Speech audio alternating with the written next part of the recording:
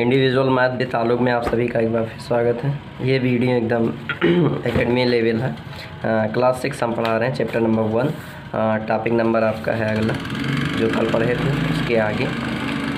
कल जो हम लोग देख चुके हैं उसके आगे जो है कुछ मल्टीप्लाई है। अब बच्चे नहीं कर पाते हैं, जैसे मान लेते हैं कि 107 दिया और मल्टीप्लाई करना है 17 से, तो हम क्या करते हैं, ऐसा लिखते हैं 107 × 17।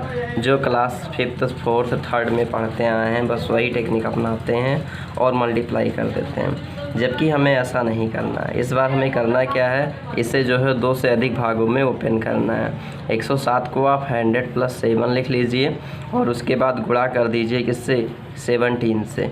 अब भी आपको थोड़ा सा बड़ा लग रहा है, ब्रैकेट देखिए, इसका इनसे गुणा यानी 17 का 100 से गुणा और फिर उसके बाद इसी 7 का 17 से गुणा। एक बार ध्यान दीजिए, इस 100 का इस 100 का 17 से, इस 7 का 17 से हो गया। इतना आप कर ले जाओगे। ये गुणा कर ले रहे हो, इजी लग रहा है, कुछ भी नहीं है, 2 0 लास्ट में रख देना है। ये नहीं कर पा रहे हो तो आप इसे भी ओपन कर दीजिए 10 + 7 में। जब आप 10 + 7 में ओपन करोगे तो ये तो 100 रहेगा, इसका इनसे मल्टीप्लाई 10 हो जाएगा, इसका इनसे मल्टीप्लाई। इसमें शॉर्ट ट्रिक आप मत ढूंढिएगा क्योंकि ये जो है सिलेबस है आपका 6 का है ये, तो इसमें आप शॉर्ट ट्रिक मत ढूंढिएगा कि बहुत जल्दी हम कर ले जाएं, ऐसा कुछ नहीं है। अब यहाँ पहुँच गए, अब आपको ऐड करना है। यहाँ 9 है, यहाँ 0 0 है तो 9 हो जाएगा, यहाँ 7 है, यहाँ 4 है तो 11 हो जाएगा, यहाँ 7 है, एक कैरी 8 हो जाएगी, यहाँ 1। तो ये आपका आंसर हो गया। आप चाहो तो डायरेक्ट गुणा कर सकते हो, ऐसी बात नहीं है, लेकिन आपको डायरेक्ट गुणा नहीं करना है, ऐसे ही चलना है। एक और क्वेश्चन देख लेते हैं, थोड़ा सा ध्यान दीजिए। जैसे मान लीजिए आपके सामने लिखा हुआ है 102 और 103। वैसे तो आप क्लास 5th तक तो आप मल्टीप्लाई करते आए हो, लेकिन इसको मल्टीप्लाई कुछ ऐसे करना है। 102 को लिखना है 100 + 2, 103 को लिखना है 100 + 3। अब उसके बाद क्या है, 102 100 + 2 है, इसको मल्टीप्लाई कर देना है इस 100 से, यानी यहाँ पर रहेगा 100 और ब्रैकेट में या इस 100 को इस पूरे से मल्टीप्लाई कर दो, बात वही है, +3 हो जाएगा। ऐसे ही सेम 2 रहेगा और 100 + 3 हो जाएगा, यानी इस 100 से इस पूरे का और इस 2 से इस पूरे का। अब यहाँ पर देखते हैं 100 हो जाएगा, फिर उसके बाद 100 हो जाएगा, फिर उसके बाद 100 हो जाएगा, फिर उसके बाद 3 हो जाएगा, फिर उसके बाद 200 और फिर उसके बाद 3 2 × 3, ये बन गया। अब और अगर नहीं दिख रहा तो थोड़ा सा अब दिख रहा होगा। चलिए, यहाँ पर ये आपका हो जाएगा 4 × 0, 2 2 × 0, ये मल्टीप्लाई हो जाएगा, ये आपका हो जाएगा 300, ये आपका हो जाएगा 200, ये आपका हो जाएगा 6। अगर हम इन्हें ऐड करें तो ये 4 × 0 रहेगा, ये 3 2 5 हो जाएगा 500 और ये हो जाएगा 6। और देखें तो ये 6 हो जाएगा, ये 0 हो जाएगा। ध्यान दीजिए, 6 0 और 0 है, उसके बाद फिर यहाँ पर 0 है तो यहाँ पर भी 0 है, इसलिए ये 0, यहाँ पे 5 है, उसके बाद एक 0, फिर ये। तो इस तरह से ये आपका जो है इस तरह से आप इसे मल्टीप्लाई कर सकते हैं, 2 छोटी उसमें तोड़ के। हम होमवर्क तो नहीं देना चाहते हैं क्योंकि आप लोग इतने बड़े हो चुके हैं कि होमवर्क अपने मन से कर सकते हैं। फिर भी एक क्वेश्चन लिख लीजिए, 7 का 109 से मल्टीप्लाई कर लीजिएगा और उसके बाद 17 का 109 से ही मल्टीप्लाई कर लीजिएगा। तो ये 2 क्वेश्चन आप अपने मन से लगा सकते हैं। याद रखिए, पढ़ने के लिए ज़रूरी क्या है, मन हो आपका, पढ़ने की इच्छा हो आपकी पढ़ने की, उसके बाद टाइम।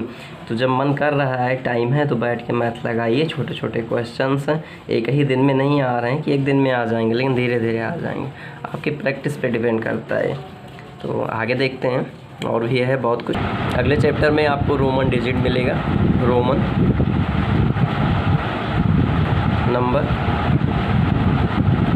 नंबर में जैसा आप जानते हैं, 1 है तो एक आई लिखते हैं, 2 है तो 2i लिखते हैं, 3 है तो 3 × i लिखते हैं, 4 है तो 4 × i लिखते हैं, 4 ऐसे, 5 है तो 5 ऐसे लिखते हैं v में, और 6 है तो आपको v के बाद 6 होगा, ऐसे 7 है तो आपको b के बाद 1 1 होगा, ऐसे 8 है तो आपको b के बाद 1 1 होगा, और ऐसे 10 है तो आपका हो जाएगा x, और जो 9 है वो x में 1 घटा दोगे तो 9 हो जाएगा।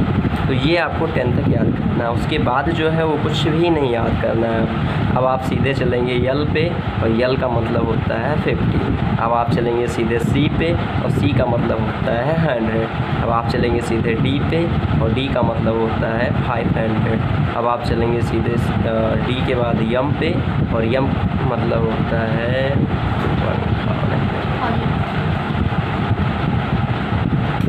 यम का सीधा मतलब होता है आपका 1000। आगे चलते हैं, 1000 हो गया। फिर उसके बाद अब जैसे हमें लिखना है, मान लेते हैं कुछ वर्ड ऐसे हैं जो थोड़ा सा डिफरेंट है, जैसे 40। अब 40 क्या है, 40 बनता किससे है, 50 माइनस 10 से। अब 50 का मान है यल, और 10 का मान है x, तो माइनस करना तो ऐसे लिख देते हैं। अगर 60 है तो 60 बनता है 50 प्लस 10 से। तो इसमें क्या करते हैं, यल और प्लस है तो आप उधर लिख देंगे, ये हो जाएगा। इसमें थोड़ा सा इतना डिफरेंट है। ऐसे ही आप जो है 90 का देख सकते हैं। 90 क्या है, 90 आपका बना है 100 माइनस में 10 से, और 100 को हम सी मान चुके हैं, और माइनस 10 है तो ये हो जाएगा। अब आप समझ गए होंगे, अगर माइनस है तो इधर आएगा, प्लस है तो उधर जाएगा। ऐसे ही आप जोड़ सकते हैं, चाहे जितनी बड़ी संख्या हो।